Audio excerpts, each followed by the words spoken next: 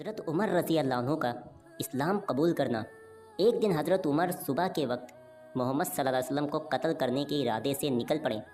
انہوں نے پہلے ہی معلوم کر لیا تھا کہ اللہ کے رسول کچھ ساتھیوں کے ساتھ ارقم کے مکان میں ٹھہرے ہوئے ہیں۔ ساتھیوں کی سنکھیا لگ بھگ 45 ہے۔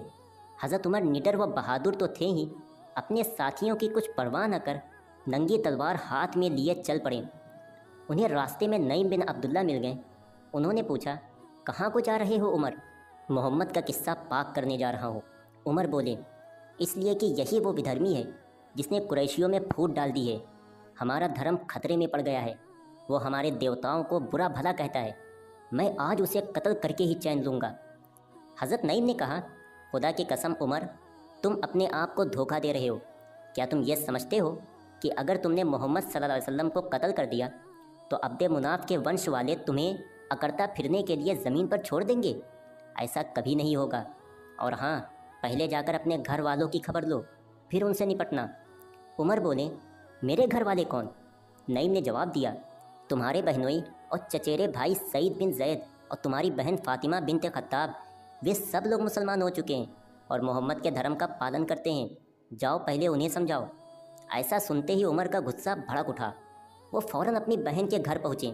اس سمے خباب بن ارت ہاتھ میں پوتر قرآن لیے سعید اور فاطمہ حضرت عمر کی بہن کو سورہ طٰہٰ پڑھا رہے تھے۔ عمر جیسے ہی دروازے پر پہنچے تو آہٹ پاتے ہی حضرت خباب ڈر کر گھر کے ایک کونے میں چھپ گئے اور قرآن کے حصوں کو حضرت فاطمہ نے چھپا دیا۔ حضرت عمر نے خباب کی آواز سن لی تھی۔ گھر میں گھستے ہی کہنے لگے، یہ کیا ہو رہا تھا؟ کچھ بھی تو نہیں، فاطمہ بولی۔ نہیں، خدا کی قسم، عمر چنگھاڑے، مجھے معلوم ہو چکا ہے کہ تم دونوں نے محمد کا دھرم اپنا لیا ہے۔ اتنا کہہ کر وہ اپنے بہنوئی حضرت سعید پر جھپٹ پڑے اور ان کو مارنے لگے۔ بہن فاطمہ جب اپنے پتی کو بچانے دوڑی تو عمر نے بہن کو بھی اتنا مارا کہ اس کے جسم سے خون بہنے لگا۔ پر دھنیہ ہے وہ دونوں کہ اتنی مار پڑنے پر بھی انہوں نے اپنے دھرم کو چھپایا نہیں۔ صاف صاف کہہ دیا، ہاں عمر، ہم مسلمان ہو گئے ہیں اور اللہ اس کے رسول پر ایمان لے آئے ہیں، کر لو جو تمہارا جی چاہے۔ عمر جیسا بہادر انسان ان کی ہمت پر چکت رہ گیا اور ایک بار پھر سوچنے لگا، آخر محمد صلی اللہ علیہ وسلم اپنے انویائیوں میں کیا جادو بھر دیتے ہیں، اور اسلام میں وہ کیا آکرشن ہے کہ سہج کے لوگ اس اور کھینچے چلے جاتے ہیں۔ دیکھنا چاہیے محمد کیا کہتے ہیں۔ عمر نے نظریں اٹھا کر اپنی چھوٹی بہن کو دیکھا۔ اس کے سر سے خون بہہ رہا تھا اور وہ ایک کونے میں بیٹھی سسک سسک کر رو رہی تھی۔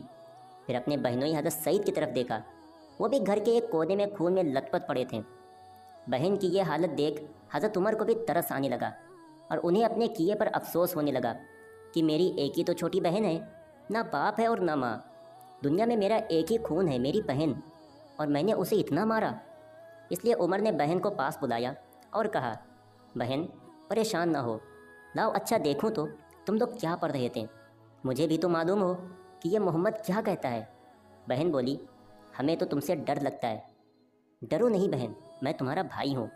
اور پھر حضرت عمر نے دیوتاؤں کی قسم کھائی کہ قرآن دیکھ کر واپس کر دوں گا۔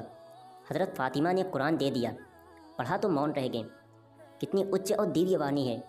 عمر سوچنے لگے کہ محمد سچے ہیں، آج تک انہوں نے اپنے لیے بھی ایک شبد جھوٹ نہیں کہا، تو وہ جھوٹ ہی اس دیویہ وانی کا سمبند جگ کے پالن ہار سے کیسے جوڑ دیں گے؟ محمد سچے ہیں، وہ کبھی جھوٹ نہیں بول سکتے۔ یہ کتاب قرآن بھی سچی اور اس کی باتیں بھی سچی ہیں۔ ایسا سوچتے سوچتے حضرت عمر رضی اللہ عنہ کا اندر جاگ اٹھا۔ ان کا من اسی وقت حضرت محمد صلی اللہ علیہ وسلم سے ملنے اور ان سے مل کر ان کی باتیں سننے اور سمجھنے کے لیے بے چین ہو اٹھا۔ پھر وہ حضور صلی اللہ علیہ وسلم سے ملنے کے لیے چل پڑے۔ کیسا کرشمہ ہے یہ!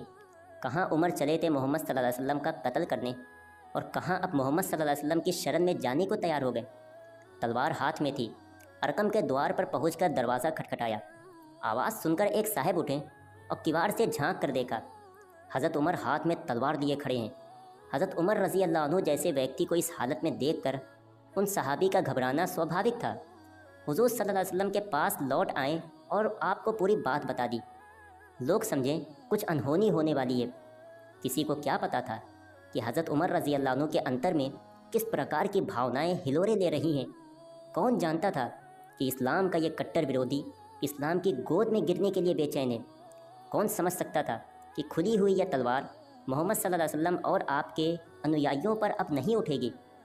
हज़रत हमज़ा ने जब देखा सहाबा इकराम हज़रत उमर के हाथ में तलवार देखकर डर रहे हैं और कोई दरवाज़ा नहीं खोल रहा है, तो हज़रत हमज़ा ने अपनी तलवार निकालते हुए कहा, दरवाज़ा खोल दो, अगर सुकून से अंदर आता है तो ठीक है, वरना उसी की तलवार से उसकी गर्दन उड़ा देंगे। हज़रत हमज़ा बहुत बड़े बहादुर लोगों में से थे और जंग में कोई उनसे जीत नहीं पाता था। दरवाज़ा खोल दिया गया और हज़रत उमर अंदर आकर खड़े हो गए। उन्हें आता देख हज़रत मोहम्मद सल्लल्लाहु अलैहि वसल्लम उठे, उनकी चादर का कोना पकड़कर ज़ोर से झटका दिया और कहा, हे खत्ताब के बेटे उमर, तुम किस इरादे से आए हो? अल्लाह की कसम, अगर तुमने मनमानी की तो अल्लाह का गज़ब तुम पर आ जाएगा। हज़रत उमर रज़ी अल्लाह अन्हु प्रभावित हुए बिना ना रहें और कहा, हे अल्लाह के रसूल, मैं सिर्फ़ इसलिए हाजिर हुआ हूँ कि अल्लाह उसके रसूल और उसकी वही प्रकाशना पर ईमान ले आओ। अल्लाह के रसूल सल्लल्लाहु अलैहि वसल्लम का चेहरा खुशी से खिल उठा, बेइख्तियार पुकार उठे, अल्लाहु अकबर, और फिर पूरे मक्का में अल्लाहु अकबर की आवाज़ गूंज उठी। सहाबा इकराम हज़रत उमर के इस्लाम लाने से बहुत खुश हुए, क्योंकि अभी तक सहाबा इकराम छुप छुप कर नमाज़ें पढ़ा करते थे। जब नमाज का वक्त हुआ तो हज़रत उमर खड़े हो गए और कहा कि अय अल्लाह के रसूल, आज हम सब मुसलमान काबा में चलकर नमाज़ पढ़ेंगे। यह सुनकर सहाबा इकराम की खुशी का ठिकाना न रहा और सब काबे की तरफ चल दिए। हज़रत उमर आगे आगे तलवार लिए चल रहे थे। काबे में पहुंचकर सारे लोग नमाज़ पढ़ने के लिए खड़े हो गए और हज़रत उमर अपनी तलवार हाथ में लेकर पीछे की तरफ खड़े हो गए और मक्का वालों से कहा, अय मक्का वालों, जिसको अपने बच्चों को यतीम और अपनी बीवी को बेवा करना हो तो आए उमर का मुकाबला करे। खुदा की कसम, जो भी किसी मुसलमान को हाथ लगाएगा मैं उसकी गर्दन उड़ा दूंगा।